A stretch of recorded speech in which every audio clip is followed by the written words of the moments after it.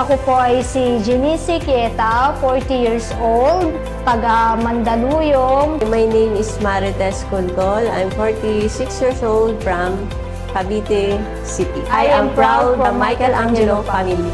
Nagdesisyon ako mag-abroad dahil sa pamilya ko. Gusto kong maibigay sa kanila yung pangangailangan nila. Yung panahon na yun, nangungupahan lang kami. Kaya sabi ko, try kong mag-abroad, baka makakuha ko ng sarili naming bahay na may tuturing namin sa amin. Then yun, natupad naman yun. Naghahanap talaga ako ng agency na makakatulong sa akin. Inirekomenda siya sa akin na punta ako sa Michelangelo, maayos yung kanilang serbisyo. Natuwa naman ako sa pag-assist nila sa akin. Hindi na ako pumunta sa ibang agency, kahit may nakita ko, iba, tinry ko pa rin dito.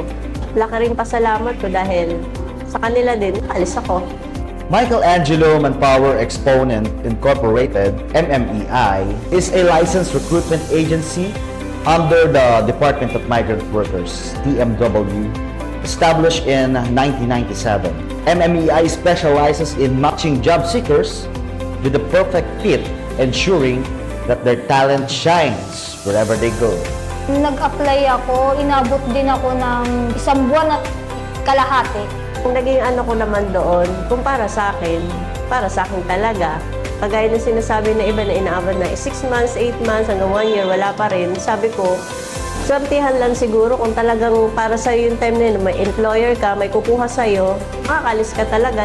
Nalaman ko na may employer na ako, tinawagan ako ni Sir, may employer ka na. Ay, sobrang tuwa ko talaga. Excited na, medyo kinakabahan kasi first time na, dito nakikisalamuha ka sa ibang tao, pero iba yung, pag nasa ibang bansa ka, iba ang lahi nila. Kaya kailangan mo talaga din mag-adjust or makibagay kung ano yung ano nila. Hindi ako nakatulog, kakaisip ko, maganda kaya yung pupuntahan ko. Hanggang sa aeroplano, hindi ako natutulog. Sabi ko, eto na ba to? Sabi ko ganun. Hindi na ako pwedeng umurong kasi nga, bukas flight ko na. Sabi ko, bahala na. Si Lord na ang gagabay sa akin kung ano yung madadatnan ko doon. Nag-start na ako magtrabaho, tinuro sa akin ni Mama kung paano ko aayusin yung mga gamit ng mga baby niya, laba, linis, plancha, alaga ng mga bata. Basta yung mga bata, alagaan ng mabuti, huwag pababayaan. Walang perfecto. Meron din silang side na hindi maganda. So, kailangan mo rin pakisamahan dahil nasa kanila ka. Masaya naman, kahit paano may challenge. Habang naglilinis ako, umiiyak ako. Tinanong ako ni Mama na bakit ako umiiyak. Sabi ko, masakit lang yung ipin ko. Tinatago ko yung nararamdaman ko sa kanya. Kasi baka isipin niya na, ay, namimiss niya yung ano niya, ganito, ganyan. Inisip ko na lang, matatapos din ko. Hindi naman ako habang buhay na sa kanila. Kada lalabas ako, nakapunta ako dun sa places na gusto kong puntahan. Kahit pa paano, napasyal lang ko yung dapat ko pasyalan. Yun na lang siguro yung nagpapasaya bilang isang OFW, yung maka-day off ka man lang. Pinasyal naman ako ni Mama sa pamilya niya, pinakilala ko. Tapos sa mall, sa playground. Dumating ako sa point na gusto ko nang mag-break contract, yung nangihinaan na ako dahil sobrang stress na rin ako that time. Sabi ko, hindi, kakayanin ko ito, tapusin ko. Para sa pangarap, ganun. Gusto mo makita yung mga anak mo, yung mga kapatid mo. Hindi po pwede kasi kailangan tapusin mo muna yung trabaho mo bago ka kumontak sa kanila. Pamilya, anak ko, tapos yung makakakuha ko ng sarili kong bahay. Yun ang naging motivation ko. Basta lagi nasa sa isip ko, pamilya ko lagi. Laging pamilya ko para sa kanila to. Kaya ako umalis para maibigay ko lahat ng mga kailangan nila. It is inevitable that our workers upon deployment encounters different problems and situations while on their job site.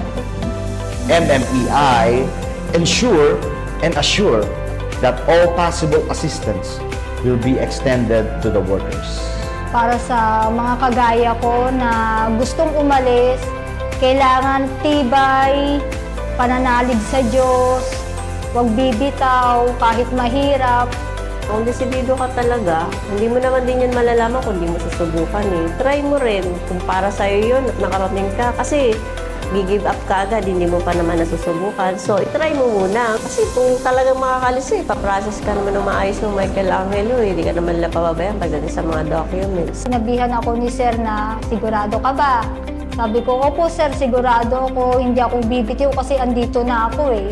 Tibayan nila, huwag silang susuko kasi sayang naman. Kailangan talaga pag pupunta sila ng abroad, may dala silang mahabang pasensya at tibay talaga ng loob. Alam mo naman nakakayanin mo, tuloy mo na. Motivation lang talaga kung may pangarap ka or may pinaghuhugutan ka, matatapos mo yun. At least ako, wala akong dahil sinubukan ko. Meron naman na tutulong sa kanila, kagaya ng Michelangelo, sa pag-a-assist sa kanila. MMEI is dedicated in bridging the gap between overseas Filipino workers and international job opportunities. We strive to deliver the top-notch recruitment services that benefit both our clients and workers.